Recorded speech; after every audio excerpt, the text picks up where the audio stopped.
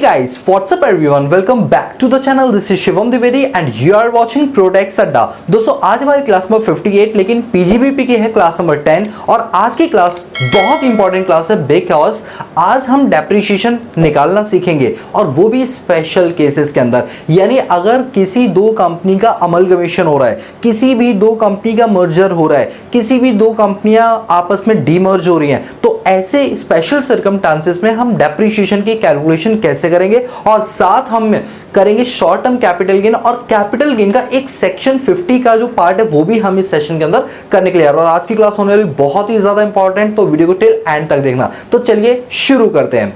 देखिए दोस्तों, आज के सेशन में मैं सबसे पहले आपको ना section number 50 that is capital gain के बारे में आपको बताना चाहूंगा। अब हो सकता है आपके मन में क्वेश्चन आ रहा हो, सर कैपिटल गेन की बातें आप पीजीबीपी में क्यों कर रहे हैं, ऊपर से आप बार बार सेक्शन 50 की बोल रहे हैं। तो सेक्शन 50 तो वैसे भी पीजीबीपी में नहीं आता। बिल्कुल सही कहा दोस्तों, सेक्शन 50 पीजीबीपी के अंदर नहीं आता, बट एक बात हमेशा याद रखना कि इसका जो लिंक है ना वो कैपिटल गेन वाले चैप्टर से है। वैसे कैपिटल गेन के अंदर ये एक सेपरेट टॉपिक है, बट वहां हम दोबारा से पढ़ लेंगे। बट क्योंकि उस टॉपिक का लिंक हमारे इस टॉपिक से हो रहा है, हमारे इस चैप्टर से हो रहा है, दैट्स वाई कि मुझे कैपिटल गेन का वो वाला पार्ट आपको पढ़ाना पड़ेगा सो दैट आप चीज़ों को ज़्यादा अच्छे से समझ पाओ। देखो दूसरा तरीका ये कि मैं आपको बोलूँगा आप कैपिटल गेन में जब जाओगे तो मैं आपको पढ़ाऊंगा, अभी नहीं पढ़ाऊंगा। बट इससे ये हो सकता है बहुत से स्टूडेंट ऐसे जो सिर्फ पीजीबीपी ही देख रहे होंगे तो वो हमारी कैपिटल गेन में भी शायद ना देखे, तो उनका लॉस ना हो जाए। इस वजह से ये टॉपिक मैं यहीं पर क्लियर कर दूंगा और वहाँ भी क्लियर कर दूंगा, ठीक है। तो चलिए शुरू करते हैं। देखिए क्या होता है कि आप लोगों ने डेप्रिसिएशन सेक्शन 32 तो निकालना सीख ही लिया। अभी क्या है कि मैं आपको कुछ कंडीशंस बताऊंगा। आज टोटल 5 केस बताऊंगा, मतलब अभी ना मैं 5 केस लेकर आया हूं और उन 5 केसेस में देखो डेप्रिसिएशन निकलेगा नहीं निकलेगा, short term capital gain, short term capital loss क्या होता है, हम पूरा डिटेल में समझेंगे। और आइए इधर मैं अभी सबसे पहले एक फॉर्मेट ड्रॉ करने के लिए आया हूं। पहले ये एग्जांपल अगर आप समझोगे ना तो ये जो मैंने यहाँ पर थ्योरी लिखी है ना ये आपको ज्यादा अच्छे से क्लियर होगी, क्योंकि सीधा थ्योरी पर आना थोड़ा सा मुश्किल रहेगा। पहले आपको एग्जाम्पल दूंगा देन थ्योरी पर आऊंगा, ठीक है। देखिए अभी मैं क्या कर रहा हूँ, फॉर्मेट ड्रॉ कर रहा हूँ सेक्शन 32 वाला, कि सेक्शन 32 जो है जब डेप्रिसिएशन निकालते हैं तो closing WDV on which depreciation is to be charge कैसे निकालते हैं, ठीक है। वैसे फॉर्मेट आपको याद ही होगा। तो हेडिंग हमारी how to calculate depreciation in special case, ठीक है। डेप्रिसिएशन को कैसे कैलकुलेट करेंगे स्पेशल केस के अंदर, वो अभी हम देखने के लिए जा रहे हैं। तो चलिए स्पेशल केस के अंदर पहले मैं फॉर्मेट ड्रॉ करता हूं। सबसे पहले आपको याद होगा हम लिखते हैं opening written down value. Opening WDV लिखते हैं, यस सर बिल्कुल लिखते हैं। इसके बाद हम उसमें ऐड करते हैं, सर क्या ऐड करते हैं, एक्यूजिशन। क्या ऐड करते हैं, एक्यूजिशन, जिसमें पुट टू यूज 180 डेज से ज्यादा होगा। फिर दूसरा एक्यूजिशन हम करते हैं जिसमें 180 डेज से कम होगा, ठीक है। तो हम यहां पर लिखेंगे कि पुट टू यूज 180 दिन से ज्यादा, 180 डेज से ज्यादा। और दूसरा हम लिखेंगे जिसमें पुट टू यूज होगा 180 दिन से कम वाला, ठीक है। तो ये लीजिए सेकंड आपका put to use less than 180 days. और तीसरा होता है कि acquire but not put to use, कि हमने एक्वायर तो कर लिया है लेकिन हमने उसका पुट टू यूज अभी तक नहीं किया है। तो ये तीन चीज हम ऐड करते हैं और उसका माइनस करते हैं सेल्स प्रोसीड। अगर ड्यूरिंग द ईयर हमने कुछ बेचा तो वो माइनस हो जाता है, तो हम यहाँ पर लेस करेंगे अपने पास सेल्स प्रोसीड को, ठीक है। सेल्स प्रोसीड का मतलब होता है कि माल को बेचकर आपको कितना पैसा मिला है वो यहाँ पर लिखा जाता है सेल्स प्रोसीड के अंदर। अब जो वैल्यू आएगी that is called closing written down value on which depreciation is to be charge, ठीक है। ये वो क्लोजिंग डब्ल्यूडीवी नहीं कि डेप माइनस करने के बाद आता है, वो जिस पर डेप्रिसिएशन हम चार्ज करेंगे, ठीक है। अब डिफरेंट केसेस में हम इसको समझेंगे, ठीक है। चलिए सबसे पहले मैं उठाता हूं अपने पास केस नंबर 1, ठीक है। ये लीजिए मैंने यहां पर लिख दिया केस नंबर 1, ठीक है। थोड़ा सा मैं इसको इधर लिखूं बिकॉज केस हमारे पास थोड़े ज्यादा है ना, तो स्पेस की बिल्कुल भी कमी नहीं रहनी चाहिए। चलो मैं यहाँ पर करता हूँ, ऐसे कर देता हूँ केस नंबर 1, ऐसे बॉक्स डाल देता हूँ, पूरा नहीं लिखा था केस नंबर 1, ठीक है। 1 का मतलब केस नंबर 1 है, ठीक है। अब देखिए एक तो बड़ा नॉर्मल केस लूंगा मैं आपको, जिससे एक रिवीजन भी हो जाएगी और चीजों को आप समझ भी पाओगे, ठीक है। नॉर्मल केस ये है कि हम कुछ यूनिट्स लेंगे अपने पास और कुछ उसकी वैल्यूज लेंगे, ठीक है। अभी जैसे मुझे ऐसा लगता है कि ऊपर वाली हेडिंग हटानी पड़ेगी मुझे, क्योंकि ना स्पेस मुझे चाहिए, अभी इसके ऊपर भी थोड़ा सा मुझे लिखना पड़ेगा, इसलिए स्पेस की मुझे ज़रूरत ज़्यादा है। चलिए तो यहाँ पर मैंने लिखा ये है मेरा केस नंबर 1 और यहाँ पे मैं लिखूंगा यूनिट्स और यहाँ पर मैं लिखूंगा अमाउंट। ठीक है, अब मैं ज़्यादा अच्छे से चीज़ों को समझा पाऊंगा। ठीक है, हेडिंग होने की वजह से ना मैं अच्छे से लिख नहीं पा रहा था, अभी क्लियर है सारी चीज़ें। देखो, अगर मैं बोलूँ कि मेरे पास साल के शुरू में 10 मशीनें थी, कितनी? 10, जिसकी कीमत थी 10,000 रुपीज़। कितनी बताइए? 10,000 रुपीज़।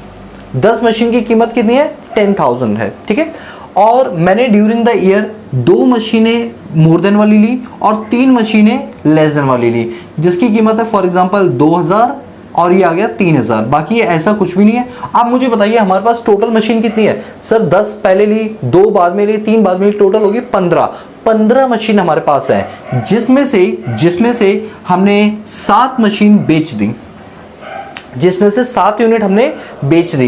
वो भी कितने रुपए की बेची? हम फॉर एग्जांपल ले लेते हैं 6,000 रुपए में हमने वो 7 मशीनें बेच दी। तो आप मुझे बताइए हमारे पास क्लोजिंग WDV कितनी बची? सर अगर हम यूनिट वाइज करें तो 10 + 2 + 3 यानी 15 मशीन। 15 में से 7 बिक गई तो कितनी बची होंगी? 8 मशीनें। तो यूनिट वाइज अगर मैं देखूं तो 8 यूनिट बची हैं। WDV वाइज अगर मैं देखूं तो 10 + 2 + 3 कितना हो गया? 15। 15 में से 6 गए तो कितना बचा? 15 में से अगर 6 गए तो 11,000 बचा। तो 11,000 रुपए जो हमारे पास बचे ना, 11,000 रुपीज, ये जो 11,000 है, this is called closing WDV on which depreciation is to be charge. तो हम इसके ऊपर जो भी रेट लगा हुआ ना, उस रेट से हम डेप्रिसिएशन यहाँ पर चार्ज कर देंगे। तो इस तरीके से हम सेक्शन नंबर 32 को यहाँ पर अप्लाई करेंगे। तो यहाँ पर जो भी हमारी कैलकुलेशन होगी एज पर सेक्शन नंबर 32 होगी। और इस केस पर हम बहुत सारे एग्जाम्पल ऑलरेडी प्रीवियस क्लासेस में अपने पास कर चुके हैं। तो ये तो कुछ एक्स्ट्रा मैंने आपको बताया नहीं, तो वही नॉर्मल केस है जो भी हम करते हुए आ रहे हैं, बस इसको मैंने एक जगह लिख दिया है। ठीक है, तो ये नॉर्मल केस है। अब प्लीज प्लीज प्लीज प्लीज मेरी बात को ध्यान से सुनना। देखो, यहां पर जब मैंने डेप्रिसिएशन सेक्शन 32 वाला निकाला तो जानते हो मैं क्यों निकाल पाया डेप्रिसिएशन? क्योंकि मेरे पास दो कंडीशन सेटिस्फाइड हो रही हैं। देखिए, जो हमारा सेक्शन नंबर 32 है ना, अगर मैं उसकी बेसिकली कंडीशंस की बात करूं कि सेक्शन 32 जो है वो किन किन कंडीशंस में लगता है, तो वो तब लगता है जब आपके पास जो ब्लॉक ऑफ एसेट्स है वो अवेलेबल होना चाहिए। तो मैं यहां लिखूंगा availability of the blocks of assets. Availability of the blocks of assets. आप मुझे बताइए क्या ब्लॉक ऑफ एसेट्स अवेलेबल है? यस सर, 8 यूनिट अवेलेबल है। चलिए ठीक है, प्लस एक और कंडीशन साथ में होनी चाहिए। दूसरी कंडीशन है कि written down value of assets is available, कि उसकी WDV भी होनी चाहिए। अगर आप नोटिस करेंगे तो हमारे पास यूनिट्स भी हैं, मतलब ब्लॉक ऑफ एसेट्स भी है, और उसका WDV भी हमारे पास अवेलेबल है। अगर मेरी दोनों की दोनों कंडीशन एप्लीकेबल हो रही हैं तो ही डेप्रीशिएशन चार्ज किया जाएगा सेक्शन 32 के अंदर। जो भी प्रेस्क्राइब रेट होगा डेप्रीशिएशन का वो लग जाएगा और हम अपना काम आगे बढ़ाएंगे। यानी मोरल ऑफ द स्टोरी ये समझ आती है कि सेक्शन 32 का डेप्रीशिएशन तभी क्लेम कर सकते हो, तभी चार्ज कर सकते हो जब 2 कंडीशन फुलफिल हो। सबसे पहला कि उस एसेट्स की क्या होनी चाहिए? ब्लॉक अवेलेबल होना चाहिए और उसका WDV यानी रिटन डाउन वैल्यू भी अवेलेबल होना चाहिए। अगर दोनों कंडीशन सेटिस्फाइड होंगी then you are eligible to get your deduction under section 32। Even additional depreciation भी आप तभी क्लेम कर पाओगे, यानी सेक्शन 32 सबसेक्शन 1 क्लॉज 2A भी तभी अवेलेबल होगा जब दोनों की दोनों कंडीशन आपकी सेटिस्फाइड होंगी। मैं उम्मीद करता हूं कि आप समझ गए हो कि डेप्रिसिएशन कब चार्ज करते हैं। जनरली क्लास में आप यही काम करते थे, बस उसी की आज मैंने थोड़ी सी थ्योरी लिखवा दी है, तो कुछ आपको डिफरेंट लग रहा होगा, बल्कि डिफरेंट कुछ नहीं है अभी तक, डिफरेंट अब होगा। ठीक है, चलो ये था आपका केस नंबर 1। तो मैं इधर इस तरीके से इसको ये लाइन ड्रॉ कर दूंगा, ठीक है, जिससे ये थोड़ा डिफरेंशिएट हो रहा है। चलो अब आता है केस नंबर 2 के ऊपर। ठीक है, तो यहां से हमारा केस नंबर 2 आ जाएगा। केस नंबर 2 में भी हम कुछ यूनिट्स लेंगे और केस नंबर 2 में भी हम कुछ यहाँ पर अमाउंट लेंगे। ठीक है, यूनिट्स और अमाउंट दोनों चीजें लेंगे। अब जरा ध्यान से सुनना, अगर मैं आपको बोलूं कि ओपनिंग WDV हमारे पास 10 यूनिट की है, जिसकी कीमत है आपकी 10,000 रुपए। ठीक है, इसके बाद हमने 2 यूनिट और खरीदी, फॉर एग्जांपल 2,000 रुपए की, फिर हमने 3 यूनिट और खरीदी 3,000 रुपए की। ऐसा कुछ भी नहीं है। अब टोटल यूनिट कितने हमारे पास है, यानी टोटल ब्लॉक ऑफ एसेट्स कितना है? सर 10 + 2 + 3 यानी 15 है हमारे पास ब्लॉक ऑफ एसेट्स। अब मान लो कि 15 ब्लॉक ऑफ एसेट्स में से आपने 15 की 15 बेच दी, 15 की 15 आपने बेच दी, तो यानी आपने सारे के सारे ब्लॉक को बेच दिया, आपने सारे के सारे ब्लॉक को बेच दिया, और वो भी कितने में? आपने बेचा 18,000 रुपए में। कितने रुपए में बताइए? 18,000 रुपए में। अब जरा मेरी बात को ध्यान से सुनेंगे सभी लोग, कितने बेचा बताओ? सर 18,000 रुपए में आपने बेचा। तो देखिए, अब देखो 10 प्लस 2 प्लस 3 यानी कितनी यूनिट होगी? 15। आपने 15 की 15 सेल्स प्रोसीड सारी की सारी बेच दी है। अब ये बताओ हमारे पास वैल्यू वाइज मशीन कितनी थी? सर वैल्यू के हिसाब से 10 प्लस 2 प्लस 3 यानी 15,000 की मशीन थी। आपने 15 वाली मशीन 18,000 में बेच दी। अब आप मुझे एक बात बताइए, क्या ये टर्मिनल डेप्रिसिएशन? नहीं सर, ये तो आपने ज्यादा में बेची है, और आपने हमें पिछली क्लास में सिखाया था, इसे हम शॉर्ट टर्म कैपिटल गेन बोलते हैं। क्या बोलते हैं? शॉर्ट टर्म कैपिटल गेन, मतलब गेन हुआ है वो भी शॉर्ट टर्म वाला। कौन सा वाला? शॉर्ट टर्म वाला। That is section number 50।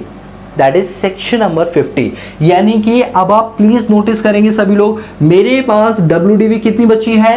0। Sir कैसे? देखिए 10 प्लस 2 प्लस 3 15 मशीन थी, 15 ही मैंने बेच दी, तो WDV या सॉरी WDV नहीं, ब्लॉक बोलना चाहिए। ब्लॉक ऑफ एसेट्स अवेलेबल है? Answer is no, block of assets is 0।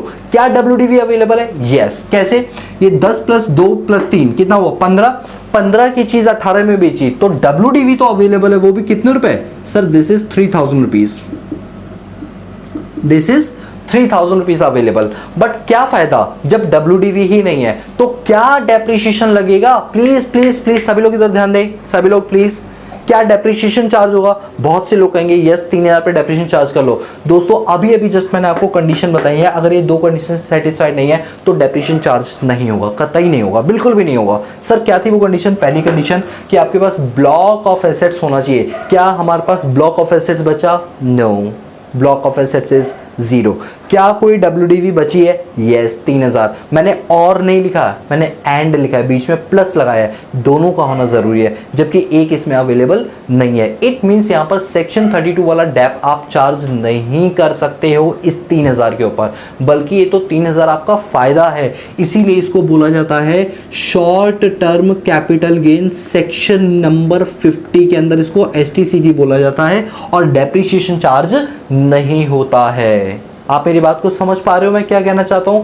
अब शायद आपको क्लैरिटी हो गई होगी, डेप्रिसिएशन चार्ज करने के लिए दो कंडीशन सेटिस्फाइड होना मस्ट इंपॉर्टेंट है, जिसमें पहली कि WDV होना जरूरी है और ब्लॉक ऑफ एसेट्स का होना जरूरी है। इस क्वेश्चन में अगर आप देखेंगे तो हमारे पास WDV तो है but block of assets available नहीं है, तो डेप्रिसिएशन चार्ज नहीं होगा। जो भी डिफरेंस है that is your short term capital gain, that is your short term capital gain. तो आई होप कि आपको सेकंड केस भी क्लियर हो गया होगा। ठीक है, चलिए अब मैं आपको केस नंबर 3 कराता हूं।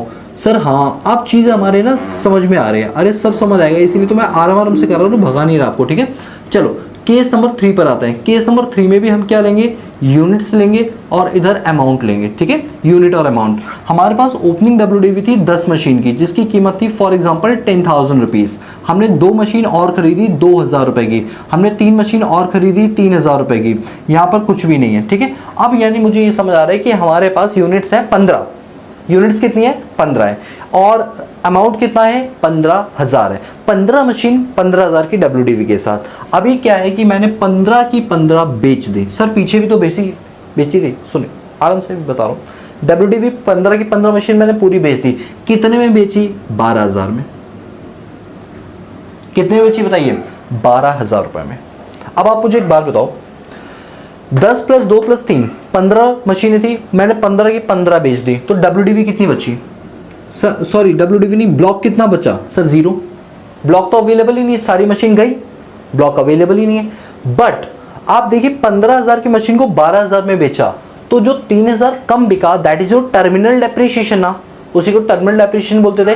बट जब हम कैपिटल गेन पढ़ेंगे तो उसको टर्मिनल डेप्रिसिएशन ना बोल के इसको शॉर्ट टर्म कैपिटल लॉस बोलेंगे। क्या बोलेंगे? शॉर्ट टर्म कैपिटल लॉस, क्योंकि मशीन थी 15,000 रुपए की, आपने 12,000 में बेची है, तो 3,000 का आपको लॉस हुआ है, शॉर्ट टर्म कैपिटल लॉस। तो जो ये 3,000 रुपीज है, this is called short term capital loss under section 50 के अंदर इसको शॉर्ट टर्म कैपिटल लॉस बोलेंगे।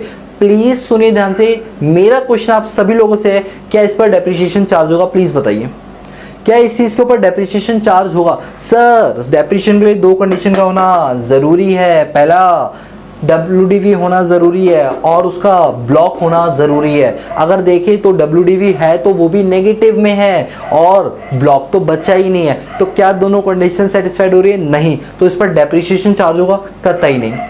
अब आप देखिए केस नंबर 1 को। केस नंबर 1 में डेप क्यों लगा था?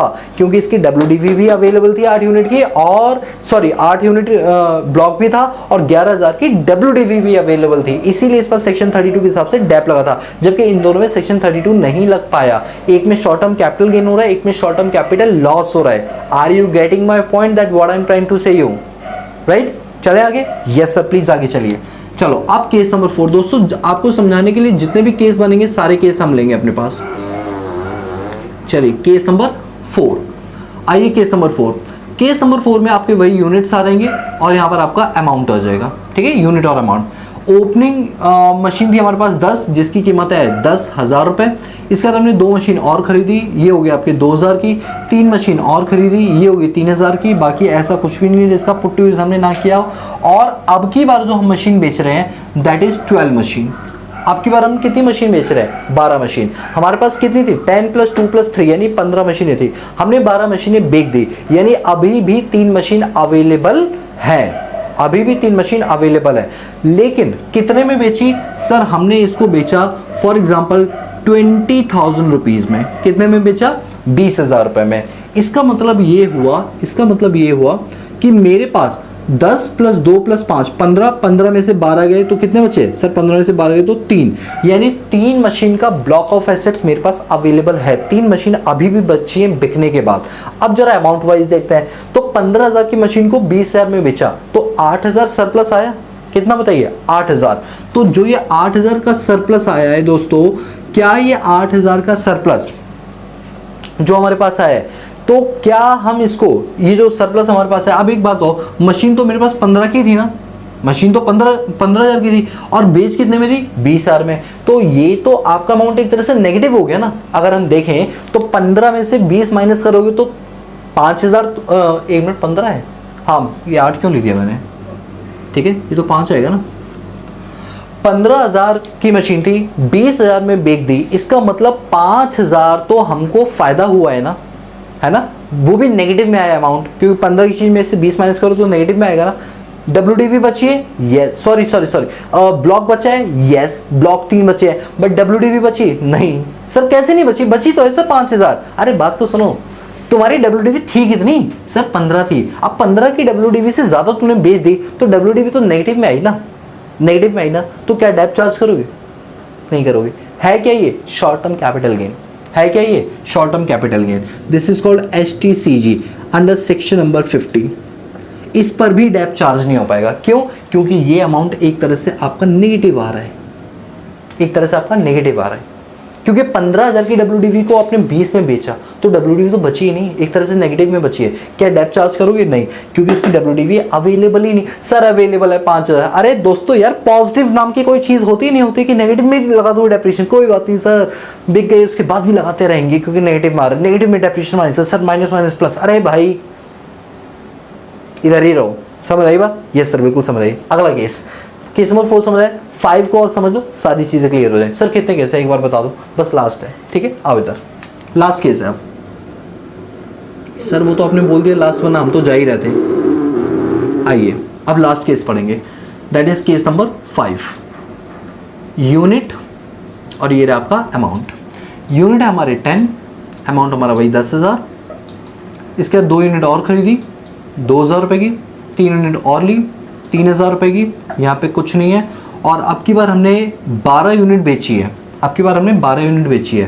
और वो भी 12 यूनिट बेची है 15, और ये 15,000 है, और वो भी कितने में बेची है? फॉर एग्जांपल 10,000 में, ठीक है। अब बताइए क्या डेप्रिसिएशन चार्ज होगा? सर कैसी बात कर रहे हैं? बिल्कुल डेप्रिसिएशन चार्ज होगा। क्यों? क्योंकि अगर हम देखें WDV भी हमारे पास अवेलेबल है और ब्लॉक भी अवेलेबल है। कैसे? ये देखिए 15 है, 15 मशीनें, 12 बिक गई तो कितना ब्लॉक बचा? 3 का बचा। ये कितना है? 15, 15 में से 10 गए, कितना बचा? 5,000। तो दोनों चीज़ें अवेलेबल है। यहाँ पर आपका सेक्शन नंबर 32 अवेलेबल हो जाएगा और आप डेप्रिसिएशन चार्ज कर लो। देखो मैंने यहीं से शुरुआत की थी ना, और यहीं पर लाके एंड भी किया। इसका मतलब आप ये समझ गए कि दोनों की दोनों कंडीशन अवेलेबल होना बहुत ज़्यादा ज़रूरी है। अगर ये दोनों कंडीशन अवेलेबल नहीं है तो आप डेप्थ चार्ज नहीं कर सकते हो। Right, are you getting my point? Yes sir. ठीक है, तो ये थे आपके 5 के 5 cases. Moral of the story मेरी यही निकल कर आती है कि डेप्रीशिएशन को चार्ज करने के लिए ये कंडीशन होना ज़रूरी है। तो मैं लिख देता हूँ, डेप्रीशिएशन को चार्ज करने के लिए ये 2 कंडीशंस का होना, अब तो हिंदी में लिख दिया दोस्तों, इससे ज़्यादा और क्या जाऊं, ज़रूरी है। ठीक है, डेप्रीशिएशन चार्ज करने के लिए इन 2 कंडीशन का होना ज़रूरी है। ठीक है दोस्तों, दोनों कंडीशन का होना ज़रूरी है। ठीक है, अब आ जाओ, यही वाली चीज़ को मैंने यहाँ पर लिखा हुआ है, अब आपको ज़्यादा क्लियरिटी मिलेगी। देखिए, condition for claiming depreciation under section 32, तो पहले लिखा है there must be at least 1 assets in the block. Block में 1 एसेट्स होना ज़रूरी है। आप यहाँ पर देखिए, यहाँ पर ब्लॉक में एसेट्स नहीं थे तो डेप भी चार्ज नहीं हुआ। ठीक है, मतलब ब्लॉक में एसेट्स होना ज़रूरी है। And there must be some WDV, उसकी कोई ना कोई WDV भी होना ज़रूरी है उस ब्लॉक की जिस पर आप डेप्रीशिएशन चार्ज करने जा रहे हैं। अगर आप देखेंगे ये दोनों की दोनों कंडीशन एक तो केस 1 में एप्लीकेबल हो रही है और केस नंबर 5 में एप्लीकेबल हो रही है, इसीलिए इन दोनों पर क्या लगा है, हमारा डेप्रीशिएशन चार्ज हुआ है। इसी वजह से डेप्रीशिएशन क्या हुआ है, यहाँ पर चार्ज हुआ है, क्योंकि यहाँ पर दोनों की दोनों कंडीशंस क्या हो रही है, आपकी सेटिस्फाइड हो रही है। ठीक है, अब लिखा हुआ है if any of the 2 condition are not satisfied section 32 ceases to apply automatically, section 50 become applicable resulting in HTCG। अगर किसी केस में, देखिए यहाँ पर देखिए, इस वाले केस में, इस वाले केस में और इस वाले केस में ये दोनों कंडीशन एप्लीकेबल नहीं हो रही थी, इसीलिए शॉर्ट टर्म कैपिटल गेन या शॉर्ट टर्म कैपिटल लॉस आ रहा था। तो वही लिखा हुआ है रिजल्टिंग HTCG और HTCL भी लिखेंगे। ठीक है, तो वही लिखा है कि अगर ऊपर बताई हुई कंडीशन सेटिस्फाइड नहीं होती सेक्शन 32 वाली, तो ऐसे में सेक्शन 50 ऑटोमेटिकली अराइज होता है, जिसमें HTCG और HTCL के बारे में बोला गया है। तो ये देखिए, HTCG HTCL अप्लाई हो गया जिन जगहों पर दोनों के दोनों कंडीशन फुलफिल नहीं हो रहे हैं। ठीक है, चलिए अब सेक्शन नंबर 50 की बात करते हैं। Cases where no depreciation is allow, मतलब वो केसेस जहां पर डेप्रीशिएशन अलाउ नहीं होते हैं। तो इस केस में जहां पर डेप्रीशिएशन अलाउ नहीं होता, या तो केस 1 होगा या केस नंबर 2 होगा। केस नंबर 1 या तो WDV 0 हो जाएगी, केस नंबर 2 या तो ब्लॉक 0 हो जाएगा। अगर आप यहाँ पर देखेंगे तो इन 2 केस में WDV 0 हो गई थी और इस वाले केस में ब्लॉक भी 0 हो गया था। तो इन केसेस में या तो HTCG होगा या HTCL होगा। तो वही लिखा हुआ है, और सारे के सारे डेप्रिशिएबल एसेट्स में ही HTCG और HTCL आता है। Sir LTCG long term capital gain या लॉस नहीं होता। देखिए, जितने भी डेप्रिशिएबल आइटम होता है ना, उस पर हमेशा शॉर्ट टर्म कैपिटल गेन होता है या शॉर्ट टर्म कैपिटल लॉस होता है। प्लीज अभी मत पूछो मुझसे कि लॉन्ग टर्म क्यों नहीं होता। पता है क्यों? क्योंकि मैंने लिख दिया है कि उसका रीजन हम कैपिटल गेन वाले चैप्टर में पढ़ेंगे, अभी नहीं पढ़ा सकता, बिकॉज अभी इस पॉइंट ऑफ व्यू से आप बहुत छोटे बच्चे हो। जब आप कैपिटल गेन पढ़ोगे तब आप बड़े बच्चे बन जाओगे, और वहां पर इसी चीज को बहुत डिटेल में आपको समझाया। तो I am really sorry guys कि मैं अभी आपको ये चीज नहीं बता पाऊंगा। इसके बारे में बहुत बड़ा डिस्कशन हो जाएगा, इससे कैपिटल गेन पर भी फर्क पड़ेगा। तो पहले हम ये कैपिटल गेन करेंगे, तभी आपको ये रीजन समझ आएगा। अभी यही मान के चलिए कि सभी के सभी डेप्रिशिएबल एसेट्स पर अगर ये कंडीशन सेटिस्फाइड नहीं होती है, तो या तो HTCG लगेगा या HTCL लगेगा, शॉर्ट टर्म कैपिटल गेन या शॉर्ट टर्म कैपिटल लॉस लगेगा, लॉन्ग टर्म नहीं लगेगा। यही नोट में लिखा हुआ है। तो देखो, ये वाली थ्योरी आपको तभी समझ आई ना जब आपने इन केसेस को पढ़ लिया। तो ये था अभी का मैटर। ठीक है, आप इसको नोट करिए, फिर हम बात करेंगे अमलगमेशन मर्जर के केस में किस तरह से डेप्रिशिएशन की कैलकुलेशन की जाती है। जल्दी से नोट करिए। चलिए अब हम बात करते हैं अपने अगले टॉपिक की, जिसका नाम है मर्जर, डीमर्जर या अमलगमेशन। ठीक है दोस्तों, पहले आप ये समझिए कि अमलगमेशन, मर्जर, डीमर्जर क्या होता है। देखिए, जब भी कोई कंपनी आपस में मर्ज होती है तो उसको हम मर्जर बोलते हैं। जैसे एग्जांपल के तौर पे ए कंपनी है और बी कंपनी है, दोनों मिलकर बन जाती है AB। तो ये कौन सा केस बन गया? मर्जर का।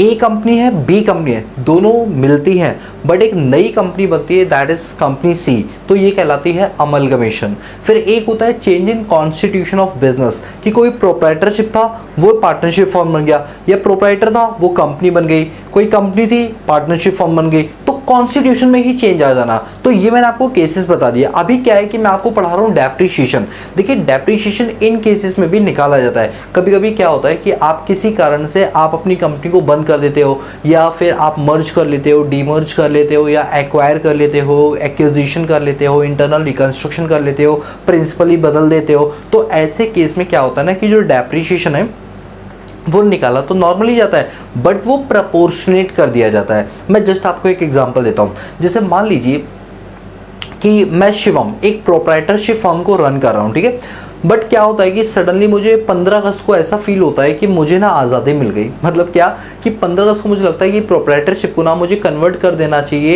एक कंपनी के अंदर। फॉर एग्जांपल 15 अगस्त को मुझे रियलाइज़ होता है कि मुझे मेरी प्रोप्राइटरशिप को बंद करके इसको किस में कन्वर्ट कर देना चाहिए, एक कंपनी में कन्वर्ट कर देना चाहिए। तो उस केस में क्या होगा ना कि आप अपना जो डेप्रिसिएशन, जो भी एसेट्स आपके पास है, उस पर आप डेप्रिसिएशन फुल ईयर का निकालेंगे, पूरे साल का निकालेंगे, और उसको प्रपोर्शनेट कर देंगे। जितने टाइम तक आपने एज प्रोप्राइटर यूज किया उतना डेप्रिसिएशन आपके प्रोप्राइटरशिप फर्म को मिल जाएगा, और जितना पार्ट आपने एज अ कंपनी उसका यूज किया है उतने टाइम तक का डेप्रिसिएशन आपकी कंपनी को मिलेगा। यानी यहाँ पर जो केस है that is proportionate base. Depreciation को हम क्लासिफाई कर देंगे प्रपोर्शनेट बेस पे, नंबर ऑफ डेज के हिसाब से, कि जिस दिन जितने दिन यूज किया गया उतने दिन का क्या चार्ज करेंगे, हम डेप्रिसिएशन चार्ज करेंगे। तो वही लिखा हुआ है depreciation in case of amalgamation, demerger of company, succession of firm and other business और रीऑर्गेनाइजेशन। एक एक करके मैं चर्चा करता हूं। डेप्रिसिएशन किस केस में? अमालगमेशन। अमालगमेशन मतलब A plus B is equal to सी।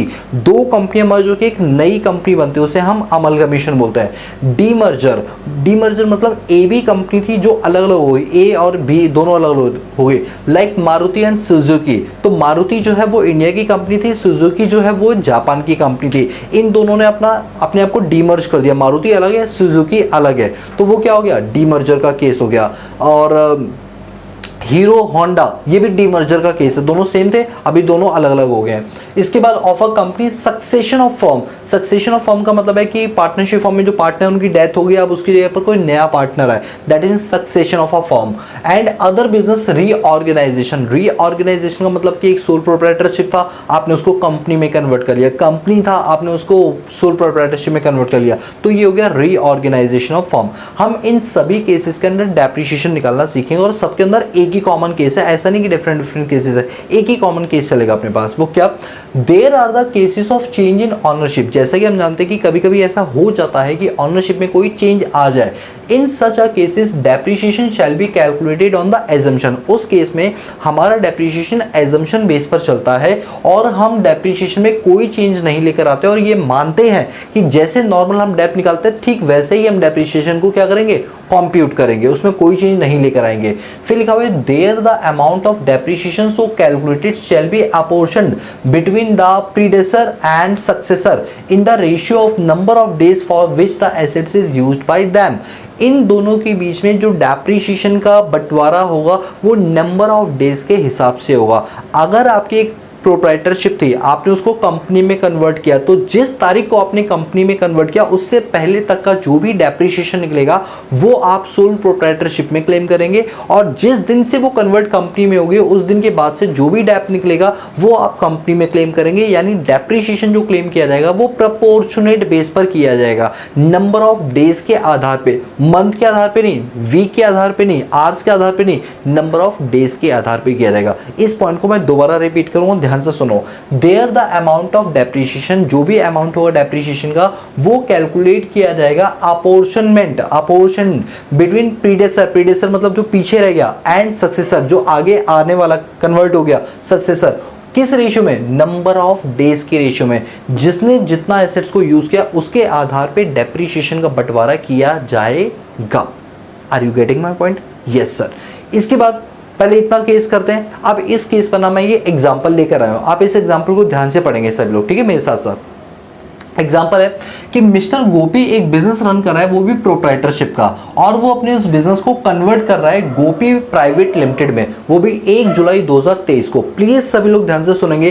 गोपी नाम का व्यक्ति है, वो पहले सोल प्रोप्राइटरशिप करता है, बाद में उसको ऐसा रियलाइज और ऐसा फील होता है कि उसको क्या बना देनी है, इसको कंपनी बना देनी है। और ये उसको कब फील हुआ? 1 जुलाई 2023 को। इसका मतलब 1 अप्रैल से लेकर 1 जुलाई तक उसने जो काम किया वो एज अ प्रोप्राइटरशिप किया, और 1 जुलाई से उसके बाद से जो भी समय है वो उसकी कंपनी का है, यानी उस दिन से उसने कंपनी में उसको कन्वर्ट कर लिया। उस वक्त जो एसेट्स थे उसके पास, उसकी डिटेल आपको दे रखी है। दो टाइप के एसेट्स थे, ब्लॉक 1 एंड ब्लॉक 2। ब्लॉक 1 के अंदर उसके पास प्लांट एंड मशीनरी था जिसका रेट ऑफ डेप्रिसिएशन था 15% और डब्ल्यूडीवी वैल्यू कितनी थी 12 लाख। दूसरा है ब्लॉक नंबर 2 जिसमें डब्ल्यूडीवी किस चीज़ की है, बिल्डिंग की है। रेट ऑफ डेप्रिसिएशन क्या है 10% है और बिल्डिंग की वैल्यू कितनी है 25 लाख। यानी जिस वक्त ये कन्वर्जन हो रहा था कि प्रोप्राइटरशिप से इसको कंपनी बनाएंगे, उस वक्त उस प्रोप्राइटरशिप के पास दो एसेट्स थे, एक तो उसके पास प्लांट एंड मशीनरी था और एक उसके पास बिल्डिंग थी। वैल्यूज आपको दे रखी है, डेप्रिसिएशन रेट भी आपको दे रखा है। The company Gopi private limited acquire plant and machinery in December 2023। अब आप मुझे एक बात बताइए, गोपी ने एक प्लांट एंड मशीनरी दिसंबर 2023 में लिया, उससे कोई फर्क पड़ेगा? नहीं पड़ेगा, क्योंकि वो तो as a Gopi private limited ने लिए, कन्वर्जन के बाद लिए। तो कन्वर्जन के बाद वाले में तो कोई दिक्कत ही नहीं है, कन्वर्जन से पहले वाले में प्रॉब्लम आ रही है कि आधा पोर्शन इधर आधा उधर, तो नंबर ऑफ डेज के हिसाब से उसको डिवाइड करेंगे।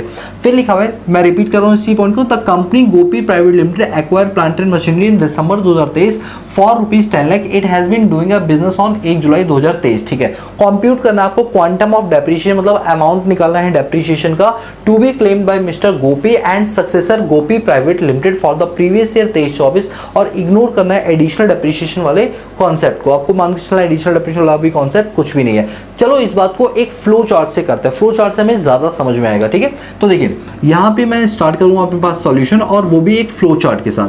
फ्लो चार्ट देखेंगे सभी लोग, ये रहा, ये स्टार्ट हो रहा है 1 अप्रैल 2023 से और कंप्लीट हो रहा है 31 मार्च 2024 को। ठीक है, ये हमारा एक फाइनेंशियल ईयर है। यहाँ पे क्या हो रहा है कि इस जगह पर कहीं 1 जुलाई को क्या हो रहा है कि 1 जुलाई को हम अपना कन्वर्जन कर रहे हैं। यहाँ तक प्रोप्राइटरशिप में काम कर रहे थे और यहाँ के बाद से हम कंपनी में काम करने लगे। ठीक है, यानी यहाँ तक जो हमारा काम था दैट इज राइटर। ठीक है, हम एक सिंगल ऑनर थे। इसके बाद हमने अपने आप को इस जगह से लेकर इस जगह तक अपने आप को कंपनी में कन्वर्ट कर लिया, और कंपनी भी कौन सी, प्राइवेट लिमिटेड, प्राइवेट कंपनी में हमने अपने आप को कन्वर्ट कर लिया। यानी कहीं ना कहीं हमने अपने आप को कंपनीज एक्ट 2013 में अपने आप को क्या करवा लिया, रजिस्टर्ड करवा लिया। क्या आप मुझे बता सकते हैं कि प्रोप्राइटरशिप कितने दिन तक चली? ये सर हम बता सकते हैं, क्योंकि हमको पता है अप्रैल के महीने में 30 दिन होते हैं, मई के महीने में 31 होते हैं, जून में 30 होते हैं, जुलाई को तो कन्वर्ट ही हो गई, यानी 91 डेज।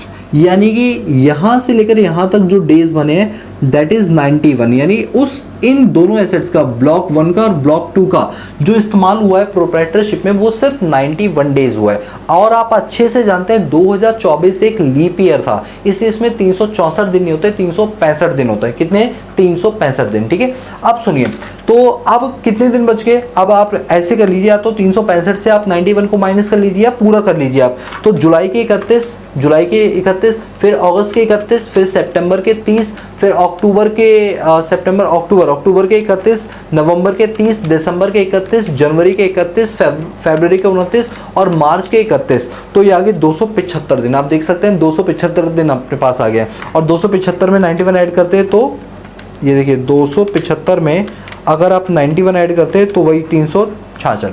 ठीक है, तो 275 दिन आ गए, 275 डेज, 275 डेज। ठीक है, 275 दिन आए, 366 दिन हो गए ना, लीप ईयर है इस वजह से।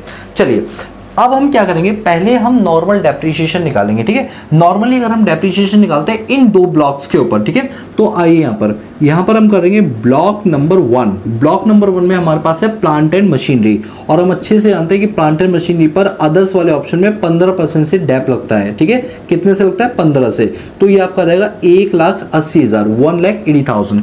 इसके बाद ब्लॉक नंबर 2 पर आते हैं। ब्लॉक नंबर 2 में हमारे पास क्या दे रखा है, बिल्डिंग दे रखी है। बिल्डिंग की वैल्यू कितनी है, 25 लाख, 25 लाख रुपए, और उसके ऊपर डेप्रिसिएशन का अमाउंट कितना दे रखा है, 10%। कितना परसेंट, 10%। कितना रहेगा, 2.5 लाख। यानी टोटल डेप्रिसिएशन अगर हम यहाँ पर देखें तो ये आपका आ जाएगा 3,30,000। टोटल डेप्रिसिएशन कितना आ गया, 3,30,000 नहीं, 8 2 10 3 13, 3 और 1 4, 4,30,000 आ गया टोटल डेप्रिसिएशन। अब ये जो 4,30,000 है ना, ये 91 डेज में डिवाइड होगा और 275 डेज के अंदर इसको डिवाइड किया जाएगा। तो इसके हम करेंगे अपने पास 2 टुकड़े। कितने टुकड़े? 2 टुकड़े। एक तो आपका कौन सा रहेगा बताइए? गोपी यानी कि प्रोप्राइटरशिप, प्रोप्राइटर। और एक क्या होगा आपका? गोपी प्राइवेट लिमिटेड। ठीक है, 2 पार्ट में हम इसको डिवाइड करेंगे। तो 4,30,000, कितना? 4,30,000। अब 4,30,000 कितने दिन? 91 डेज आउट ऑफ 366 डेज। और यहां पर गोपी को कितना मिलेगा? 4,30,000 इंटू में 275 दिन आउट ऑफ 366 डेज। हमने प्रोपोर्शनेट कर लिया डेज के हिसाब से। ठीक है, कितने के हिसाब से? डेज के हिसाब से। तो 4,30,000 इंटू में 91 डिवाइडेड बाई 366, दिस कम्स 1,06,901 912। ठीक है, और वो कितना आएगा? ये आपका आ जाएगा 4,30,000 इंटू में 275 डिवाइडेड बाई 366, दिस कम्स ₹3,23,087 कर दूंगा। ठीक है, तो ये हमने अपने पास डेप्रिसिएशन को प्रपोर्शनेट कर दिया नंबर ऑफ डेज के हिसाब से। लेकिन क्वेश्चन अभी कंप्लीट नहीं हुआ, क्योंकि क्वेश्चन की एक लाइन और बोल रही है कि कंपनी जो गोपी प्राइवेट लिमिटेड है उसने एक प्लांट एंड मशीनरी दिसंबर 2023 में लिया है 10 लाख रुपए का। दिसंबर 2023 को मैं 1 दिसंबर कर देता हूं। ठीक है, 1 दिसंबर 2023 को 10 लाख रुपए की गोपी प्राइवेट लिमिटेड ने एक मशीन ली। अब आप मुझे बताइए 1 दिसंबर को लिए तो क्या इसका पुट्टी यूज 180 दिन से कम होगा या ज्यादा होगा? सर दिसंबर में 31 दिन होता है, जनवरी में 31, फरवरी में 29 और मार्च में 31। दिस कम्स 122 डेज, 122 दिन इस्तेमाल किया यानी 180 दिन से कम। तो गोपी प्राइवेट लिमिटेड का इस वाली चीज के ऊपर ये जो 10 लाख है ना, इसके ऊपर जो डेप्रिसिएशन निकलेगा, क्योंकि एक प्लांट एंड मशीनरी है, तो ये जो 10 लाख रुपीज है, ये जो 10 लाख रुपीज है, इसके ऊपर 15% मिलेगा। और सॉरी 15 भी नहीं मिलेगा, 15 का आधा मिलेगा, क्योंकि इसका पुट टू यूज क्या है? 180 दिन से कम है, तो इसलिए 7.5%। ये आपका आ जाएगा 75,000 रुपए। कितना? 75,000 रुपए। तो टोटल डेप्रिसिएशन कितना हो गया इसका? 3,23,088 और 75,000। 3,23,088 प्लस 75,000, दिस कम्स 3,98,088। 3,99,088। 3,98,088। ये इसका डेप्रिसिएशन आ गया और ये गोपी का डेप्रिसिएशन आ गया। ठीक है, इसके दो निकाले हमने, क्योंकि एक नई प्लांट मशीनरी भी गोपी प्राइवेट लिमिटेड ने इसको बाय किया था, तो हमने उसके अकॉर्डिंग निकाल दिया। और मैं उम्मीद करता हूं कि आपको कन्वर्जन, अब चाहे ये डीमर्जर का केस हो, चाहे अमलगमेशन का केस हो, इंटरनल रिकंस्ट्रक्शन का केस हो, change in constitution of business का केस हो, कोई भी केस हो, नंबर ऑफ डेज के आधार पे आप डेप्रिसिएशन को डिवाइड कर देंगे। Are you getting my point? Yes sir. अब एक छोटा सा पॉइंट और पढ़ लो कि assets partly used for other purpose. अभी मान लीजिए कि जो एसेट्स है आप उसको कुछ दिन पर्सनल यूज में लाते हो, कुछ आप ऑफिशियल यूज में लाते हो, तो जितने प्रपोर्शनेट के हिसाब से आप बिजनेस में उसका इस्तेमाल करते हो, उतने प्रपोर्शन का डेप्रिसिएशन सेक्शन 32 या एडिशनल डेप्रिसिएशन आप क्लेम कर सकते हो। और जितना आप इस्तेमाल किसी और पर्पज से करे हो, उतना डेप्रिसिएशन आपका अनएब्जॉर्ब मतलब खराब हो जाएगा, आप उसका क्लेम नहीं ले सकते हो। ठीक है, तो वही लिखा है assets partly used for other purpose. तो पार्टली जो अदर पर्पस के लिए उस पर आप डेप्रिसिएशन क्लेम नहीं कर पाओगे, जो बिजनेस पर्पस के लिए डेप्रिसिएशन सिर्फ उसी पर क्लेम कर पाओगे। तो वही लिखा है if assets is not exclusively used for the purpose of business profession, अगर कोई एसेट्स एक्सक्लूसिवली बिजनेस या प्रोफेशन में यूज नहीं होता, then deduction on account of current repair to the previous insurance premium of the premises, current repair and insurance of plant and machinery and furniture and depreciation shall be restricted. Main point ये है, depreciation को restrict कर दिया गया है उतना proportion जितना कि असेसिंग ऑफिसर बताएगा। अब इस केस में एओ डिसाइड करेगा, असेसिंग ऑफिसर जो इनकम टैक्स ऑफिसर होता है वो डिसाइड करेगा कि कितने दिन ये बिजनेस में इस्तेमाल हुआ, कितना प्रपोर्शन बिजनेस में इस्तेमाल हुआ और कितना प्रपोर्शन ये पर्सनल यूज में इस्तेमाल हुआ, तो उसके अकॉर्डिंग आप डेप्रिसिएशन को क्लेम करेंगे। मैं उम्मीद करता हूं आपको समझ आया। अभी अगला कॉन्सेप्ट हम अनएब्जॉर्ब डेप्रिसिएशन का करेंगे, पहले आप इसको नोट कर लीजिए फिर आगे चलते हैं। ठीक है, जल्दी से नोट कर लो आप लोग। चलिए अब हम बात करते हैं अपने आगे के टॉपिक्स की, और आपका जो टॉपिक है दैट इज अनएब्जॉर्ब्ड डेप्रिसिएशन। दोस्तों नाम आपने पहली बार सुना होगा, बट बहुत ही इजी कॉन्सेप्ट है, मतलब इतना इजी कॉन्सेप्ट है मज़ा आने वाला है आप लोगों को। ठीक है, तो देखिए पहले मैं आपका बेस बनाऊंगा, उसके बाद जो थ्योरी लिखी हुई वो मैं आपको समझाऊंगा। ठीक है, बेस कुछ ऐसा है कि हम आगे चल के ना एक चैप्टर पढ़ेंगे जिसका नाम है set of and carry forward of losses. ये उसी से रिलेटेड है, समझो बिल्कुल वैसा ही डिटो सेम कॉन्सेप्ट है जिसको हम अनएब्जॉर्ब्ड डेप्रिसिएशन के नाम से जानते हैं। पहले मैं ना आपको set of and carry forward का कॉन्सेप्ट समझा देता हूँ, फिर हम आएंगे अनएब्जॉर्ब्ड डेप्रिसिएशन, सो दैट हमारा अंडरस्टैंडिंग ज़्यादा अच्छे से क्लियर हो पाएगा। ठीक है, तो देखिए बात यह है कि यहाँ पर मैं लिख रहा हूँ, इधर ध्यान देना सभी लोग। तो कॉन्सेप्ट कुछ ऐसा है कि अभी यहाँ पर मैं रफ वर्क कर रहा हूँ। ठीक है, ये मेरा क्या है, रफ वर्क शीट है। ठीक है, इधर मैं रफ वर्क करूँगा आपको समझाने के लिए। ठीक है, देखिए क्या होता है कि फॉर एग्जांपल कि प्रीवियस ईयर में आपको profit and gains from business and profession से लॉस होता है 2 लाख रुपए का। कितने का? 2 लाख का। थोड़ा सा मैं इसको बड़े साइज में लिख देता हूँ, हो सकता है देखने में आपको प्रॉब्लम हो। तो 2 लाख का लॉस हो रहा है, ये लीजिए 2 लाख का लॉस हो रहा है। तो गवर्नमेंट कहती है बड़ी ही क्लियरिटी के साथ कि आप एक काम करिए, अगर आपको एक बिजनेस से लॉस हो रहा है ना, तो इस वाले लॉस को आप दूसरे बिजनेस की इनकम से माइनस करवा सकते हो। कॉन्सेप्ट समझ में मैंने क्या बोला, कि अगर आपको किसी एक बिजनेस से लॉस हो रहा है तो आप अपने दूसरे बिजनेस के इनकम से इसको सेट ऑफ करा सकते हो। यानी उसी साल, जैसे प्रीवियस ईयर ये हमारा 23-24 है, उसी साल आपको दूसरे बिजनेस से अगर कोई इनकम हो रही है तो आप उसको उसी हेड से सेट ऑफ करा के अपनी नेट इनकम को दिखा सकते हो। तो मेरे 2 बिजनेस थे, एक बिजनेस से 2 लाख का लॉस हो रहा था, एक बिजनेस से 7 लाख की इनकम हो रही थी। इसको आपस में ही सेट ऑफ करवा दिया और नेट इनकम आ गई 5 लाख रुपए, जिस पर मैं टैक्स पे करूंगा। इट मीन्स यहाँ पर जो मेरे लॉस की एडजस्टमेंट हुई है वो उसी साल हुई है जिस साल ये लॉस हुआ था, और उसी हेड में हो गई है। तो इसको बोलते हैं, इस कॉन्सेप्ट, इस एडजस्टमेंट को बोलते हैं इंट्रा हेड एडजस्टमेंट। क्या बोलते हैं? Intra head adjustment.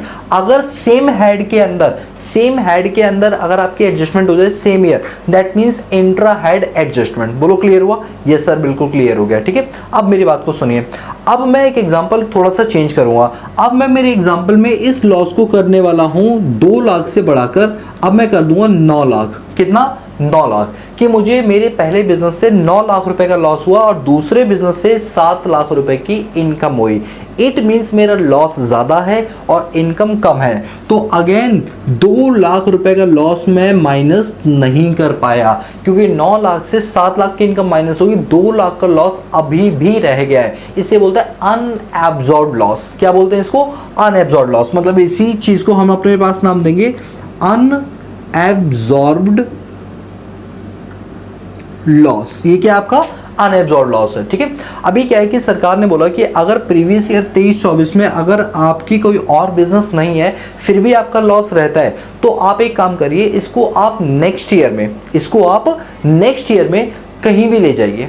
Next year में आप ले जाइए। अगले साल मतलब जो प्रीवियस ईयर अब हमारा लगने वाला है दैट इज 24-25। अगले साल 24-25 में यदि किसी और हेड से आप इसको माइनस कर सकते हो, किसी और हेड से अगर आप माइनस कर सकते हो, यानी कि आपका जो अनएब्जॉर्ब्ड लॉस है 2 लाख रुपए का, वो आप नेक्स्ट ईयर किसी और लॉस से माइनस कर सकते हो, मतलब किसी और हेड से माइनस कर सकते हो। तो इसको हम नाम देंगे इंट्रा हेड एडजस्टमेंट। क्या नाम देंगे बताइए? Intra head adjustment. अब आप चाहे इसको हाउस प्रॉपर्टीज की इनकम से करो, चाहे आप इसको कैपिटल गेन की इनकम से करो, चाहे आप इसको अदर सोर्स की इनकम से करो। सर आपने सैलरी नहीं लिखा। दोस्तों सैलरी से लॉस माइनस नहीं होते, याद रखना। ठीक है, तो अनएब्जॉर्ब्ड लॉस जो है वो या तो आप हाउस प्रॉपर्टी इनकम से करो, या कैपिटल गेन की इनकम से माइनस करो, या अदर सोर्स की इनकम से माइनस करो। जब आप दूसरे हेड में पहुंच जाते हो तो इसको बोलते हैं मैंने ये इंट्रा लिख दिया, ये इंटर हेड एडजस्टमेंट होगी। क्या होगी? Inter head adjustment. और मान लो तुम्हारे पास ना तो कोई हाउस प्रॉपर्टी की इनकम है, ना ही तुम्हारी कोई कैपिटल गेन की इनकम है अगले साल, ना ही अदर सोर्स की इनकम है। इसका मतलब मेरा इस साल भी 2 लाख का 2 लाख बरकरार बना हुआ है, मेरा अभी भी अनएब्जॉर्ब्ड लॉस बना हुआ है। तो कोई दिक्कत वाली बात नहीं है, आप इसको अगले साल ले जाओ अनलिमिटेड पीरियड के लिए, 8-10 साल जो भी है, आगे के सालों में आप इसको कैरी फॉरवर्ड कर सकते हो। यानी सेम ईयर में अगर ये कॉन्सेप्ट नहीं चला फिर आप इसका क्या करेंगे, इसके बाद आप इसको करेंगे कैरी फॉरवर्ड। कैरी फॉरवर्ड का मतलब है आगे वाले सालों में इसको लेकर जाएंगे। तो यहां से ना आपके तीन कॉन्सेप्ट समझ में आते हैं आपको। एक क्या कि इंट्रा हेड एडजस्टमेंट क्या होती है। तो अब आपसे मैं पूछूं इंट्रा हेड एडजस्टमेंट क्या होती है, क्या आंसर दोगे? इंट्रा हेड एडजस्टमेंट का मतलब होता है कि अगर आपको लॉस हुआ है तो उसी साल आप अपनी उस सेम हेड की दूसरे इनकम से आप उसको सेट ऑफ करवा दो, तो वो कहलाती है intra head adjustment. One more time, किसी एक हेड ऑफ इनकम से आपको लॉस हो रही है और उसी हेड की दूसरी जगह से जो आपको इनकम हो रही है आप उस लॉस को उस इनकम से सेट ऑफ करा दो, that is intra head adjustment. लेकिन अगर आप किसी दूसरे हेड पर जाते हो, उस हेड को छोड़ के किसी और हेड पे जाते हो, तो वो कहलाती है इंटर हेड एडजस्टमेंट।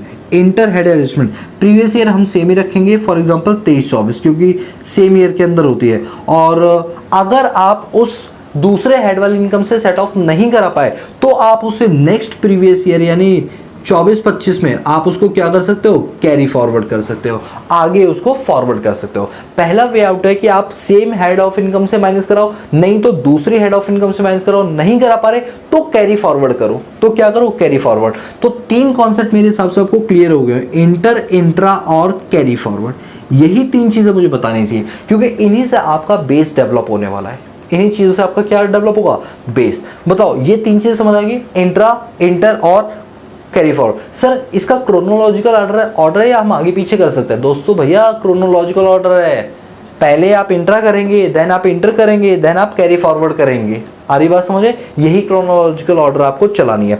वैसे ये सारे कॉन्सेप्ट मैं आपको set of and carry forward वाले चैप्टर में समझाता, बट क्योंकि अभी उसकी जरूरत पड़ रही है इसलिए मैंने आपका बेस बना दिया। अभी जस्ट मैंने आपका बेस बनाया, अभी जो टॉपिक लिखा हुआ है तो मैंने आपको समझाया ही नहीं है, सिर्फ अभी आपका एक बेस बनाया है। अगर बेस मजबूत होगा तो बिल्डिंग खड़ी करना आपके लिए आसान हो जाएगा। तो चलिए अब हम आगे के कॉन्सेप्ट की ओर चलते हैं, ठीक है?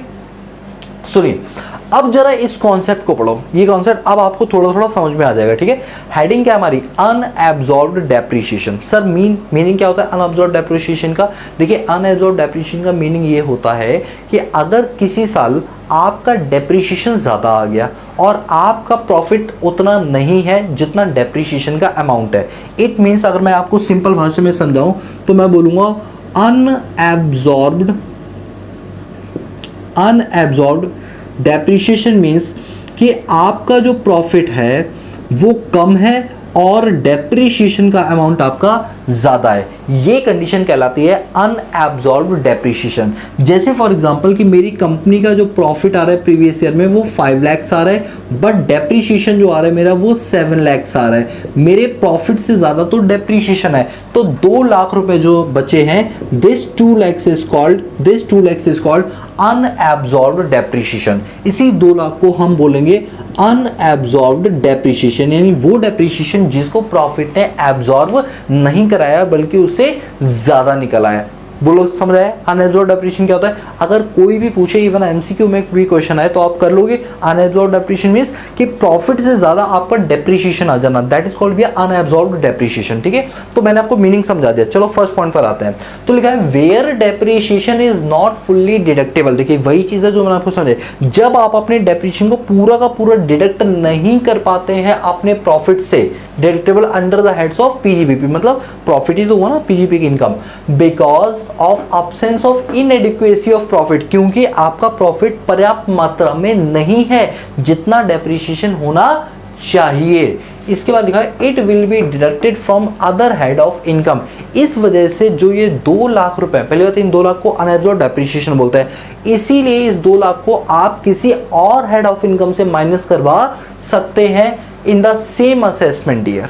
वही लिखा हुआ है it will be deductible from other head of income from the same assessment year. उसी असेसमेंट ईयर की किसी दूसरी हेड ऑफ इनकम से भी आप माइनस करवा सकते हो। यानी बात चल रही है इंटर की, क्योंकि आप इंटर तो करा ही नहीं पा रहे ना, क्योंकि आपका और कोई बिजनेस है नहीं, है भी तो प्रॉफिट सफिशिएंट नहीं है। तो ऑब्वियस सी बात है आप इंटर पे जाओगे, दूसरे हेड के पास जाओगे, भाई साहब अगर देखो मेरे घर में अगर मुझे खाना नहीं मिल रहा है तो मैं मेरे मम्मी पापा को बोलूँगा, भाई बहन को बोलूँगा भैया तुम खिला दो, और अगर ये लोग भी नहीं खिला पा रहे यानी इंटरा भी नहीं हो पा रहा, तब मैं जाऊँ अपने चाचा चाची या ताऊ ताई के पास कि भैया आप खिला दो, और वो भी नहीं खिला पा रहे तो भीख मांगने के लिए मैं कैरी फॉरवर्ड हो जाऊँगा कि भैया दे दो दे दो दे दो। ये बिल्कुल वही कॉन्सेप्ट है, पहले मैं मेरे घर के मेंबर से मांगूंगा, नहीं तो फिर रिश्तेदारों से मांगूंगा, और रिश्तेदार भी नहीं तो उसका कौन है, फिर भगवान ही है, जाके कटोरा लेकर बैठ जाओ, स्कैनर लगा के तुम्हें मिलता रहेगा पेमेंट।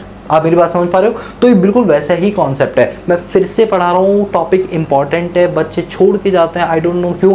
टॉपिक बहुत सिंपल है बट वो ना थक जाते हैं यहाँ तक आते आते, जबकि थकना नहीं चाहिए यार। मैं इसीलिए टुकड़ों में चीज़ों को पढ़ा रहा हूँ जिससे आपको कहीं कोई बोरियत महसूस ना हो, और कोई टॉपिक मैं बार बार रिपीट भी नहीं कर रहा हूँ, ठीक है। तो प्लीज़ मैं उम्मीद करूँगा आप इन चीज़ों को समझेंगे, बहुत ही डीप एनालिसिस करेंगे, क्योंकि पीजीबीपी का चैप्टर जिसको जितना डीपली पढ़ना है वो उतना पढ़े, बिकॉज कल को जब आपको क्लाइंट मिलेंगे ना उतनी ही अच्छी आप कंसल्टेंसी दे पाओगे जितना आपने खुद ने भी डीप में पढ़ा होगा। और अभी तो भाई साहब चैप्टर की सच बोलो तो शुरुआत ही नहीं हुई है। असल में ये पीजीबीपी है ही नहीं जो हमने अभी तक पढ़ा है, असली पीजीबीपी तो शुरू होने वाला है नेक्स्ट क्लास से। वहाँ पर आपको समझ में आएगा कि भैया कौन कौन सी इन्वेस्टमेंट्स हमारे लिए सेफ होती हैं, कौन कौन सी इन्वेस्टमेंट्स हमारे पीजीबी के लिए फ़ायदेमंद होती है, मतलब बहुत सारी चीज़ें हैं। मतलब अब जाके चैप्टर मैं कह सकता हूँ इस वीडियो के बाद अगली जो लेक्चर सीरीज़ आने वाली class number 11, that is most important for you in a practical life. ये भी है बट वो थोड़े ज़्यादा है, ठीक है। आइए समझिए। पॉइंट नंबर 1 मैं रिपीट कर रहा हूँ, where depreciation is not fully deductible under the head of PGBP. अगर आपका डेप्रीशिएशन आपकी पीजीबी इनकम से डिडक्ट नहीं हो पा रहा है because of absence of inadequacy of profit, क्योंकि आपका प्रॉफिट उतना पर्याप्त मात्रा में अवेलेबल नहीं है, तब उस केस में आप इसको किसी दूसरी हेड ऑफ इनकम से सेम प्रीवियस ईयर या असेसमेंट ईयर में आप इसको माइनस करवा सकते हैं। This is your point number 1। Now point number 2, if depreciation is still unabsorbed. आप देख सकते हैं यहाँ पर कि अगर आपके पास कोई और हेड ऑफ इनकम नहीं तो 2 लाख रुपए अभी भी अनएब्सॉर्ब्ड बचा हुआ है, तो जो डेप्रीशिएशन अभी भी अनएब्सॉर्ब्ड है आप उसको क्या करेंगे, कैरी फॉरवर्ड। क्योंकि पहले आपने कोशिश की सेम हेड ऑफ इनकम से माइनस करने की, जो मिला ही नहीं उतनी ज़्यादा, फिर भी बच गया, किसी और हेड से भी नहीं हो पा रही है, तो ऑब्वियसली आप उसको क्या करेंगे, कैरी फॉरवर्ड करेंगे। तो वही लिखा है, if depreciation is still unabsorbed it can be carry forward to the subsequent assessment year without any time limit. किसी भी टाइम लिमिट के बिना, मतलब कि आप अनलिमिटेड टाइम तक इसको कैरी फॉरवर्ड कर सकते हो। Carry forward for the unlimited time period. आप कितने भी सालों तक इसको कैरी फॉरवर्ड कर सकते हो, उसमें कोई दिक्कत वाली बात नहीं है। इसके लिए कोई टाइम लिमिट या बाउंडेशंस नहीं है। जब हम set of and carry forward करें तो दूसरे हेड में टाइम लिमिट्स होती है, बाउंडेशंस 4 ईयर, 8 ईयर, 10 ईयर इस तरीके से होती है। इसमें ऐसा नहीं, इसमें आप अनलिमिटेड ईयर तक आप इसको कैरी फॉरवर्ड कर सकते हो। Point number 3, in the subsequent year the unabsorbed depreciation can be set off against any income whether chargeable under the head of PGBP और under any other head of income except income under the of salary 15 से 17। ये बात मैंने just अभी आपको बताई थी कि पहले कोशिश करो सेम हेड में जाने की, नहीं तो फिर दूसरे हेड में जाओ, बट दूसरे हेड में भी सैलरी के पास नहीं जाना है, क्योंकि unabsorbed depreciation can not be set of from the income from salary. ये बात रूल में बड़े ही स्पष्ट तौर पे दे रखी है, आपकी सैलरी के साथ कोई छेड़छाड़ हमको नहीं करनी है। एक बार फिर से देखिए इस पॉइंट को, अगर किसी सब्सिक्वेंट ईयर में अनएब्सॉर्ब्ड डेप्रीशिएशन आप सेट ऑफ करना चाहते हैं तो पहली प्रायोरिटी होगी कि आप उसी हेड ऑफ इनकम के पीजीबीपी यानी अपने किसी दूसरे धंधे की इनकम से माइनस करवा लो, नहीं तो किसी और हेड से करवा लो। लाइक कैपिटल गेन हो गया, आपका अदर सोर्स हो गया, आपका हाउस प्रॉपर्टी इनकम होगी, बट सैलरी इनकम से आप सेट ऑफ नहीं करवा सकते हो। Are you getting my point? Yes sir. आगे 4th point, in the matter of set off the following priority is the following followed in the subsequent year. देखिए आपको इन priorities को पहले फॉलो करना पड़ेगा। क्या है? सबसे पहले जो भी आपका प्रॉफिट होगा आप करंट ईयर का डेप्रीशिएशन पहले उसमें से माइनस करेंगे। फिर अगर आपका कोई ब्रॉड फॉरवर्ड बिजनेस का लॉस है, यानी सेम ईयर में किसी दूसरे बिजनेस से आपको लॉस हो रहा है, आप वो पहले माइनस करेंगे। उसके बाद आप अनएब्सॉर्ब्ड डेप्रीशिएशन को माइनस करेंगे अगर प्रॉफिट बचेगा तो। यानी कहने का मतलब क्या? कहने का मतलब ये है कि सबसे पहले जैसे फॉर एग्जांपल आपका नेट प्रॉफिट, मैं जस्ट एग्जांपल ले रहा हूँ, नेट प्रॉफिट आपका फॉर एग्जांपल 10 लाख रुपीज़ का, तो आप पहले अपने नेट प्रॉफिट से जो भी आपका करंट ईयर है ना, मतलब जो भी आपका प्रीवियस ईयर करंट ईयर है उसका जो डेप्रिसिएशन आया सबसे पहले आप उसे माइनस करेंगे। तो जस्ट फॉर एग्जांपल मैंने उसको 1 लाख एज्यूम किया, तो ये आया आपका 9 लाख रुपीज़। अब इस 9 लाख में से आप माइनस करेंगे अगर किसी और हेड ऑफ इनकम बिजनेस से आपको लॉस हो रहा है, तो अगर कोई लॉस हो रहा है किसी बिजनेस नंबर 2 से, तो उस लॉस को भी आप माइनस कर दीजिए। अब जो आपके पास इनकम बचेगी ना दोस्तों, ये वाली इनकम से अब आप क्या माइनस कर सकते हैं, अनएब्जॉर्ब्ड डेप्रिसिएशन, यानी इस वाले अमाउंट से आप अनएब्जॉर्ब्ड डेप्रिसिएशन को माइनस करवाएंगे। तो ये आपकी क्रोनोलॉजिकल ऑर्डर चलेगी। इसका मतलब नेट प्रॉफिट से सबसे पहले करंट ईयर का डेप्रिसिएशन माइनस होगा, फिर उसी साल अगर आपको किसी दूसरे बिजनेस से लॉस हो रहा है तो पहले वो माइनस हो, उसके बाद वो माइनस होगा, फिर जो बचेगा उसके बाद आपका अनएब्जॉर्ब्ड डेप्रिसिएशन माइनस होगा। यानी ये क्रोनोलॉजिकल ऑर्डर आपको चलानी ही पड़ेगी, आप इसको इग्नोर नहीं कर सकते हो। इन the matter of set off the following priorities is followed in the subsequent year. Current year का डेप्रिसिएशन माइनस करेंगे, ब्रॉड फॉरवर्ड बिजनेस लॉस को करेंगे और अनएब्जॉर्ब्ड डेप्रिसिएशन को करेंगे। यही क्रोनोलॉजिकल ऑर्डर आपको चलानी है, इसके बियॉन्ड आप कुछ नहीं कर सकते हो। बोलो क्लियर है? Yes sir. सर क्या ऐसा पॉसिबल है कि मान लीजिए कोई ऐसा लॉस है अनएब्जॉर्ब्ड डेप्रिसिएशन जिस बिजनेस को हमने क्लोज डाउन कर दिया। आज से 5 साल पहले मैंने एक मोमोज की शॉप खोली थी जिसमें मैंने कई सारी मशीन्स वगैरह खरीदी थी मोमोज बनाने वाली, बट उस बिजनेस को मैंने क्लोज डाउन कर दिया बिकॉज मुझे लॉस हो रहा था। तो उन मशीन्स पे जो डेप्रिसिएशन था वो क्या मैं आज 5 साल बाद अपने किसी दूसरे बिजनेस से माइनस करवा सकता हूं? Answer is yes. जिस बिजनेस का जिस डेप्रिसिएशन को आप क्लेम करोगे और उसका बिजनेस बंद भी हो गया तो कोई टेंशन वाली बात नहीं है, कितने भी साल बाद आ जाओ किसी भी बिजनेस से आप उस इनकम को माइनस करवा सकते हो। यही बात नोट में लिखी गई है। Set off will be allowed even if the said business to which it relate has been discontinued. आप जिस अनएब्जॉर्ब्ड डेप्रिसिएशन को सेट ऑफ कराना चाहते हैं, अगर उसका बिजनेस क्लोज डाउन भी हो गया है तो टेंशन वाली बात नहीं है, आप किसी दूसरी इनकम के बिजनेस से भी माइनस करवा सकते हैं। बोलो क्लियर है? Yes sir. सर थोड़ा पेचीदा लगे बट मजेदार टॉपिक है, मजा आता है इनको पढ़ने में, ठीक है। चलिए अब अगला आता है सेक्शन 115 बी से डिफॉल्ट टैक्स रेट। सर इसमें नया क्या है तो आपने चैप्टर 1 में पढ़ाया था दोस्तों, नया क्या है सुनिए प्लीज। देखिए आपने एक कॉन्सेप्ट पढ़ा था एडिशनल डेप्रिसिएशन का, मैंने बहुत डिटेल में आपको पढ़ाया था सेक्शन 32 सबसेक्शन 1 क्लॉज 2A। बहुत सारी कंडीशन थी एडिशनल डेप्रिसिएशन। एक मैन्युफैक्चरर को मिलेगा जो कि मैन्युफैक्चरिंग प्लांट के अंदर है, सेकेंड प्लांट मशीनरी पर नहीं मिलेगा, ऑफिस में इंस्टॉल है तो भी नहीं मिलेगा, फैक्ट्री में इंस्टॉल है तो मिलेगा, बताया था ना। और कितना बताया था आपको, अगर वो तेलंगाना, वेस्ट बंगाल, बिहार और आंध्र प्रदेश में तो 35% और एनी अदर में तो 20% का डेप्रिसिएशन मिलेगा। क्लियर है? ये तक बताया था कि अगर आपका पुट टू यूज 180 दिन से कम है तो आधा भी मिल जाएगा, आधे अगले साल मिल जाएगा। हाँ सर हमें बिल्कुल याद है, पिछले चैप्टर के आपकी रिविजन आपने करा दी एक तरह से। यस सुनिए, आपको ये भी पता होगा कि एडिशनल डेप्रिसिएशन का कॉन्सेप्ट सिर्फ और सिर्फ किसको मिलता है, जो डिफ़ॉल्ट टैक्स रिजिम से शिफ्टिंग आउट हो जाता है। मतलब अगर आपने default tax regime section 115 BAC वाली स्लैब को चूज़ किया है तो आपको एडिशनल डेप्रिसिएशन का बेनिफिट नहीं दिया जाएगा। नॉर्मल डेप्रिसिएशन तो सेक्शन 32 वाला मिल जाएगा बट एडिशनल डेप्रिसिएशन का बेनिफिट आपको नहीं दिया जाएगा। यानी कि ओल्ड टैक्स रिजिम वाला जो कॉन्सेप्ट है ना, ये शिफ्टिंग आउट वाला है, सिर्फ एडिशनल डेप्रिसिएशन उन्हीं को दिया जाएगा। अब मेरी बात को ध्यान से सुनिए, मान लो कि आपका पिछले साल का अनएब्जॉर्ब्ड डेप्रिसिएशन है 1 लाख। मेरी बात को प्लीज सभी लोग ध्यान से सुनेंगे वरना ये वाली लाइन कुछ भी समझ में नहीं आने वाली आपको, ठीक है। प्लीज ध्यान से सुनिए। मान लो कि आपका पिछले साल का अनएब्जॉर्ब्ड डेप्रिसिएशन है 1 लाख और जानते हो पिछले साल आपने डिफ़ॉल्ट टैक्स रिजिम को शिफ्टिंग आउट कर दिया था, मतलब आपने ओल्ड टैक्स वाले से फॉलो किया था। अभी क्या है कि इस साल आपने सोचा कि हम डिफ़ॉल्ट टैक्स रिजिम को चुन लें। किसको चुन ले? डिफ़ॉल्ट टैक्स रिजिम को चुन ले। तो दोस्तों जब आप डिफ़ॉल्ट टैक्स रिजिम को चुनोगे ना तो उस केस में पिछले साल वाला जो डेप्रिसिएशन अनएब्जॉर्ब्ड है वो आप इस साल के प्रॉफिट से माइनस नहीं करवा पाओगे, वो आप इस साल के प्रॉफिट से माइनस नहीं करवा पाओगे। अब इस लाइन को ध्यान से सुनना।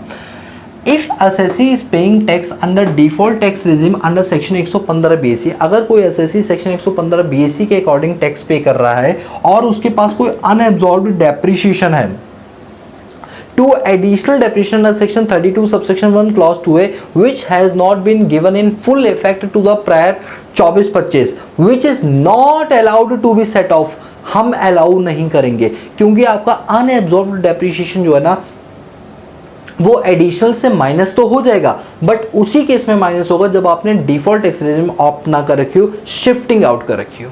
आप मेरी बात को समझे, आपको उससे शिफ्ट आउट होना ही पड़ेगा।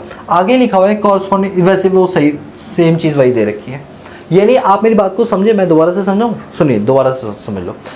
बात यह है कि मान लो आपके पास कोई अनएब्जॉर्ब डेप्रिसिएशन है ना, तो वो जो अनएब्जॉर्ब डेप्रिसिएशन है उसका सेट ऑफ आपको एडिशनल डेप्रिसिएशन से मिल जाएगा।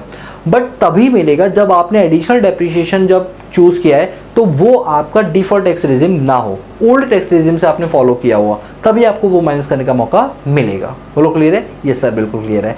तो ये वाले कॉन्सेप्ट आपके क्लियर हो गए। अब यहाँ पर हमारा डेप्रिसिएशन जड़ से खत्म होता है। दोस्तों आप मैं देख पा रहा हूँ कि डेप्रिसिएशन हमने 3rd क्लास से शुरू किया था, तो क्लास नंबर 3, 4, 5, 6, 7, 8, 9, 10 करते करते मतलब 7 क्लासें लगे हमें डेप्रिसिएशन के छोटे छोटे क्वेश्चंस करते हुए, कॉन्सेप्ट समझते हुए, बड़े बड़े क्वेश्चंस करते हुए, मतलब 7 दिन हमने 7 क्लासें हमने स्पेंड की हैं डेप्रिसिएशन के नाम। देखो अगर आपने इनको ढंग से पढ़ा होगा तो डेप्रिसिएशन का कोई भी क्वेश्चन अगर आता है तो आप डेफिनेटली डील कर पाओगे, बिकॉज हम ऑलरेडी जो क्वेश्चंस फॉलो कर रहे हैं वो ये ICAI की स्टडी मैट से कर रहे हैं, और ICAI की स्टडी मैट को ही हम बेस बनाते हैं क्योंकि पूरा एग्जाम हमारा इसी से आने वाला है। ठीक है, अब देखिए अगर आप में से बहुत से लोग होंगे जो BCom के लिए इस वीडियो को रेफर कर रहे होंगे, तो दोस्तों अगर आपकी पढ़ाई का लेवल ICAI के CA इंटर वाला हो तो सोचो BCom का पेपर तो आप आग लगा दोगे, और अगर आप बेसिकली तैयारी कर रहे हैं CA इंटरमीडिएट की तो ये वीडियो फिर आप ही के लिए बनी हुई है। तो टेंशन नहीं लेना, हर चीज़ आपको दी गई है यहाँ पर। ठीक है, और अगर आपने क्लास को टू बी फ्रेंकली अच्छे से ज्वाइन किया होगा ना तो कहीं कोई प्रॉब्लम मैं आपको आने नहीं दूंगा। ठीक है दोस्तों, सो गाइस आज की वीडियो लेक्चर सीरीज़ के लिए इतना है। और दोस्तों अगर आप ये सारे के सारे नोट्स चाहते हैं फ्री ऑफ कॉस्ट तो हम आपको अवेलेबल करवा रहे हैं हमारे टेलीग्राम चैनल प्रोडक्ट्स अड्डा को ज्वाइन करिए, लिंक नीचे दिया हुआ है, अदरवाइज आप चैनल पे सर्च भी करके इस चीज़ को ढूंढ सकते हैं। सभी चैप्टर के, इवन GST के भी, इनकम टैक्स के भी, ऑडिट के भी सारे नोट्स हम आपको वहाँ पर अवेलेबल करवा देंगे। ठीक है, पॉइंट नंबर 2 कि जब भी आप इस नोट्स के प्रिंट आउट्स निकलवाएंगे तो प्लीज़ इसको लैंडस्केप निकलवाना, पोर्ट्रेट में नहीं निकलवाना, लैंडस्केप में ही निकलवाना। ठीक है दोस्तों, so guys that's all about this video lecture series. So guys if you like the video give a big thumbs up and subscribe the channel and press the bell icon so that you notify all the time when I post new video on this YouTube channel। बाकी मिलते हैं next class में, तब तक के लिए peace out.